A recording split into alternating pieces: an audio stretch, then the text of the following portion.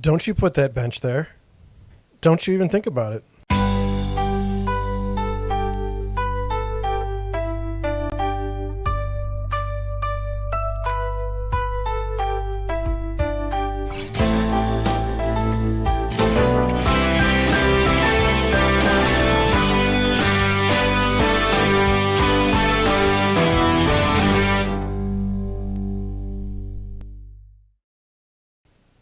Good afternoon, everybody. For those of you who don't know me, my name is John Schenk, and I'm the founder and managing broker of Deerwood Realty here in St. Louis, Missouri. I have a fascinating story today about an HOA that may have gone over the line, or maybe not. It's kind of up for you guys to decide. I'll say this. I think that, for the record, HOAs were a good thing. And over time, they don't seem to change with the times properly. And they can be very, very restrictive and make it a absolute living nightmare to live in these neighborhoods. The things that they were supposed to solve, the problems that they were supposed to solve, seem to have just created more problems.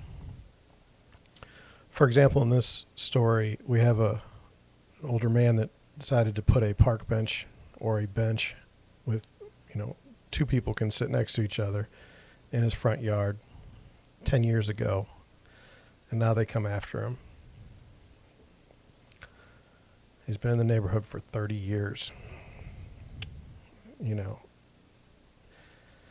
And as you get older, you start watching what people do versus what they really want to do. And in this case, when we get to the article, see if you can think about it this way. Do you think that they're really upset about the bench in the common area or on his yard? Or do you think that they're upset that there's some old man sitting talking to his neighbors and there's a group there and they don't want to see anybody standing outside or sitting outside in a group because that could be offensive to someone? Just think about it. I don't know if it's true. I don't know if this man's in the wrong or in the right. That's why I came to the internet. You guys will figure it out for me. And hopefully we'll learn along the way. One thing I want to say about the HOAs from a realtor perspective is, as an agent in St. Louis, I kind of know where the very, very restrictive HOAs are going to be, and then where things are going to be dictated more by the county or the municipality. So, for example, if you're in St. Louis City, for the most part, you're not going to get in trouble with HOAs. Everything is through the city, or if there's a community preservation group in certain areas that's very, very active, or a historical group, they can cause issues with your property. But for the most part, keep your property, keep the outside looking decent. You're never going to have a problem with the city. When you move into the county, it starts to go sort of by when you built your house. So where I'm at, the houses were finished in the 1960s. Our HOAs, I say, wonderful. They take care of the trash, and that's it, and they leave you alone. But you start moving into, later and later developments, 80s, 90s, 2000s, and the HOAs get more and more restrictive. And the problem I have with that is, even though I can get a copy of the subdivision riders, the indentures, all that stuff from my prospective buyers for a property, they don't necessarily read those. I mean, you can say, well, that's their fault. But as we'll see in the story today, this man's lived there for 30 years, and all of a sudden it's a problem. All of a sudden it's a problem. He didn't have any problems with the HOA before, and now a new group of leaders comes in and decides to interpret rules differently or enforce rules differently, and now he's got an issue. And so I'm not for the abolishment of all HOAs, but I do think that everyone should really, really consider what the impact of the HOA is where they live when they move there, because you're going to be bound by those rules. And whether or not you think they're stupid, you moved there, and you're going to be there. And also, very hard to change the rules in the HOA. So, even if something obviously makes sense, they're not going to do it quickly. So those are the things I wanted you to think about before we start with the video or with the article, and I'll post it now. The headline is "Neighbors Rally for Senior Who Just Wants Somewhere to Sit." And so this we gotta do one thing. Gotta find it. It is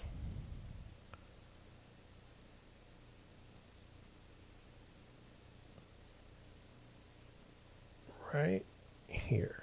Sorry about that. I didn't mean to have so long a dead space, but I just had to click a button. I couldn't find it. So neighbors rally for senior who just want somewhere to sit. HOA says to remove the bench or they will. And this is out of Arizona. It says to start, there are more than 9,000 HOAs managing Arizona neighborhoods. With every HOA, a governing board and a set of rules. So right there alone, 9,000 HOAs. Can you imagine? So then it goes on to say that, what HOAs are supposed to do. Then we go on the story with Ted, and it says, Tanya let me know about her 92-year-old neighbor Ted and a bench he owns outside his front door. I see him every day out on his bench with chips, Tanya says, and she's a neighbor. It's been there for 10 years. She said Ted visits the neighbors there. It's a social gathering place. Everybody who walks by here stops and talks to me, Ted says. The veteran says his home is too small for gathering and the bench is just close enough, giving his arthritis and other issues that make it difficult to walk. He received a notice from his HOA saying simply, remove your bench from the common area or it will be removed by the association. Another neighbor says, I think that's rotten. What's he going to do, stand? Sit inside all day? It's taking his life away from him, says Steve, a former neighbor. Ted says that while he was on the Bethany Villa Association board for 28 years, the HOA did not give him a reason for removal.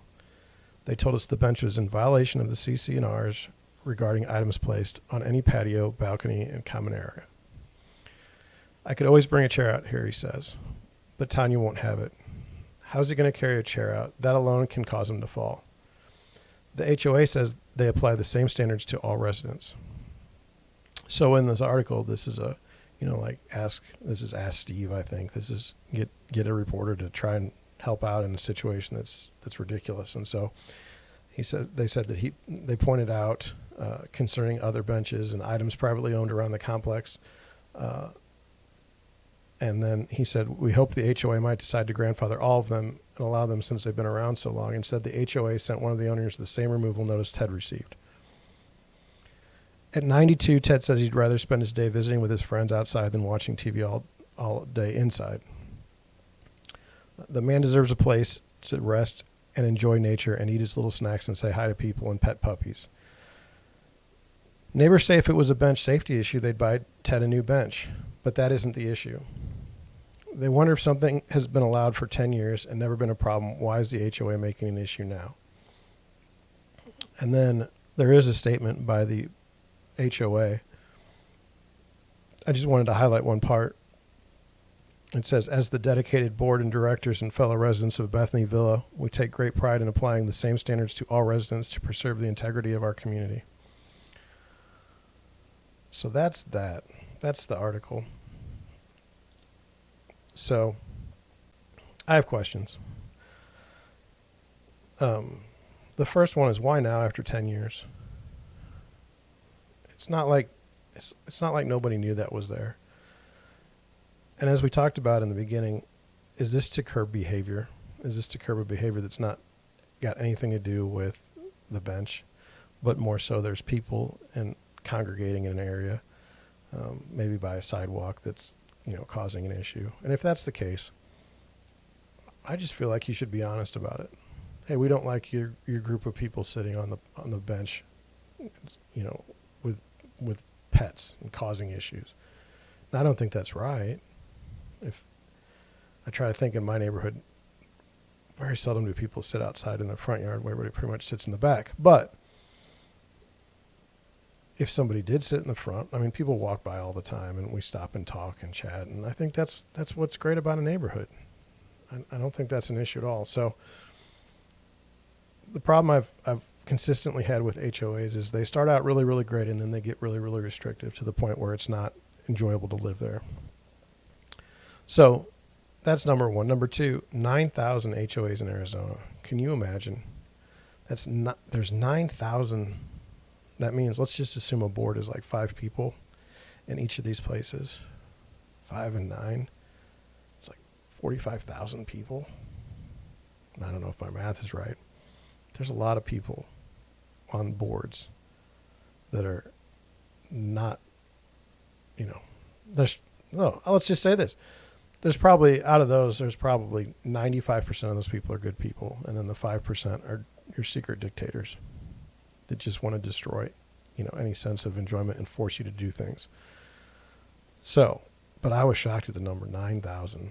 So the letter said, remove your bench from the common area or will be removed by the association. I thought that was fun. So the association is going to spend money to have this thing removed, this bench. It's that big of an issue. And it's where's the line? Where's the line? Is the park bench the line? I mean, to me, it's just ridiculous, especially if it's been there for 10 years. But for somebody else, they don't like it, clearly. So that's that. And then I do wonder, don't HOAs have anything else better to do than to chase after this old man? And in my culture, at least, we're supposed to respect our elders. I don't know that that's true anymore in the younger generation, and that's okay. But being 92 years old, you've made it this far, and now you're kind of living out your years and sitting on your bench, and now you can't do that. That's causing problems in the neighborhood. It's just don't you have anything. Now, yesterday there was a monkey running around on the streets. We didn't talk about the rules in the HOA there. A couple of days before, we had Gobble the Turkey murdered in broad daylight in his neighborhood, and there was no HOA situation there. We had a man throw dead animals on his neighbor's property. There's no HOA problems there. But this guy, Ted, has a bench, and it's really, really causing problems with the HOA. The bench has been there for 10 years, and no one said anything about it until now. So he was 82 when he first had the bench there.